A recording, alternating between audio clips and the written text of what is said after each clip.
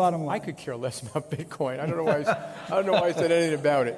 The blockchain is a technology, which is a good technology. We actually use it. It will be used for a lot of different things. God bless the blockchain.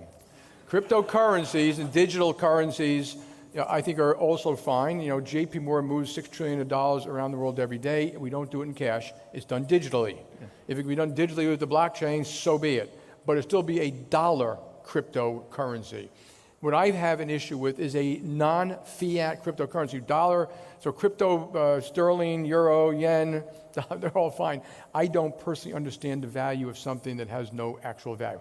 You all can do whatever you want, and I don't care, okay? All right. That sounds definitive. Bitcoin hit a new high today. I could care less what Bitcoin trades for, how it trades, why it trades, who trades it. If you're stupid enough to buy it, you'll pay the price for it one day. I've also told people that it can trade at $100,000 before it trades to zero. So tulip bulbs traded for $75,000 once, something like that. The only value of a Bitcoin is what the other guy will pay for it. And I think, honestly, I think there's a good chance that Bitcoin, a lot of the buyers out there are up there jazzing it up every day so that maybe you'll buy it too and take them out. And I quite mean that, by the way. These people are very good at manipulating the press these days and getting news out. And so every day, you have CNBC, nonstop Bitcoin. Who cares about Bitcoin? I mean, the world's economy is so big. We move, JP Morgan alone, these companies, $6 trillion. We move all this money. And Bitcoin in total is, all these currencies are $50 billion, maybe $1 billion trades a day. And the other thing I've always made of Bitcoin, governments, and this is not a technological statement, governments are going to crush it one day. Governments like to know where the money is, who has it, and what you're doing with it. And in case you haven't noticed, okay? And governments like to control their currency, like to control their own economy. So China's already put curbs on it. Japan, they say Japan accepted Bitcoin. No, they didn't. What I gathered Japan did was they call it J-coin. It's a yen cryptocurrency. It's not a non-fiat. And there's a big difference. People have said legitimately, okay, it's close to gold. Not really. Gold is limited and has been around a long time. And it's close to a fiat currency. Not really. A fiat currency is where the government says, this is your legal tender. You have to give it and accept it. And there's a central bank. Now, of course, they can misuse it, the central bank, and inflate it. So there is a use case for Bitcoin. If you live in Venezuela, North Korea, or if you're a criminal, great product. And I mean that. It's better than cash or deposits in that country, Cuba,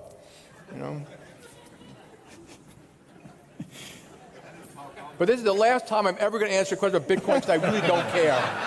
So you mentioned cryptocurrency, and I know you said you weren't going to talk about Bitcoin anymore, but you're at Stanford. Some of us put all our student loan money into it, and I have to ask you anyway. Why do you believe that governments and regulators can't allow the existence of a global currency based on centralized risk? I become like a spokesman against Bitcoin. I don't care. I don't care about Bitcoin. I could give a shit, to tell you the truth. And I promised myself I wouldn't talk about it. The next day, there are 4 things, really quickly.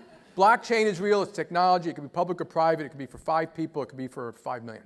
It's going to work. We already use it in a lot of test cases, stuff like that, so we're a supporter. I do worry a little bit about the security because, like I said, we move $6 trillion a day, real time, quite efficiently, effectively, and secure. Before you replace that, you got to make sure you can do it right. There are 3 cryptocurrencies, okay? 3 types, 3 separate types. One is ICOs. ICO, and I haven't studied these things, but you're paying for a token that allows you to use a service, which is very different than a currency, but that's what people call cryptocurrencies. And maybe, Jim, maybe you've studied some of these ICOs. I have no idea, about some will give you cloud services or some can give you investing services. That's one type. The second type, you can use cryptocurrency for fiat currency. Well, that works because it just uses a different technology to move money around. Basically keep your money digitally anyway, and if you just keep different files in a different way and distributed ledgers, that would work fine. But I've always thought about Bitcoin as a currency and a store of value and a payment mechanism is that governments, and this is my belief, and I may be wrong, I'm not saying you can't go to $100,000, that governments are going to crush it one day for 3 reasons, okay? One is when it's used for terrorist activities, okay? It'll happen, it's a matter of time. It'll go back to a Bitcoin, and then all of a sudden the DOJ, the United States government, all these people in Washington who profess to love technology and novelty of Bitcoin are going to change their mind.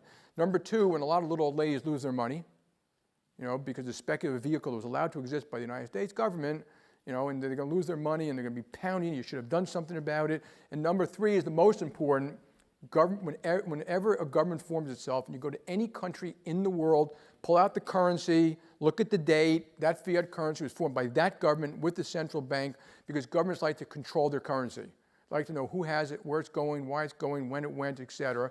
And right now, Bitcoin's a novelty. It's $100 billion, and $1 billion a day trades hands. Obviously, mostly speculation, okay? And obviously, there's a real use case. I'm not making this a joke. Venezuela, Cuba, North Korea, criminal, drug money, that'll always be true. So it'll always have a use case that's valuable to someone because it's better in those countries to do to have that than to have currency or cash or money in a bank because the governments, they take that too. And if you go to Argentina, they had effectively savings accounts. The government just went in and took it. They just took it. And of course, everyone took the money out of the bank right after that, and the country basically collapsed. But so that's the reason why. It's going to get bigger and bigger, and they're going to want to control it. And it's not the same as a fiat currency. A fiat currency, the government says, you must take this as legal tender.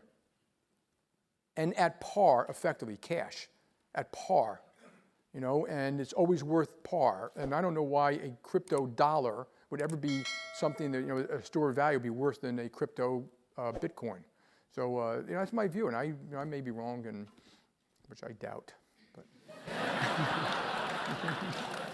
I've been wrong before, though. So, and if I'm wrong, I also don't care very much, to tell the truth. It'll never affect my life. And it's not because they write, the bankers are defending their stuff. That's absolutely untrue. If Bitcoin works and we have to do something with Bitcoin, we'll do that too. Kind of a win-win there. Exactly. When the DOJ calls someone up and says that's an illegal currency and it's against the laws of the United States of land, if you do it again, we'll put you in jail, it's over. So you really there's no issue. There will be, and this is my personal opinion, there will be no real non-controlled currency in the world. There's no government that's going to put up with it for long. It's kind of cute now. A lot of the senators in Congress will say, I support Silicon Valley innovation. There will be no currency that gets around government controls. Anybody here want to take an opposite view? The technology will be used. It may even be used to transport currency, but it will be U.S. dollars. But digital, right. but the right digital currency will be stopped. Yes, a virtual currency where it's called a Bitcoin as opposed to a U.S. dollar. These things may be very well for cheap transfers of money.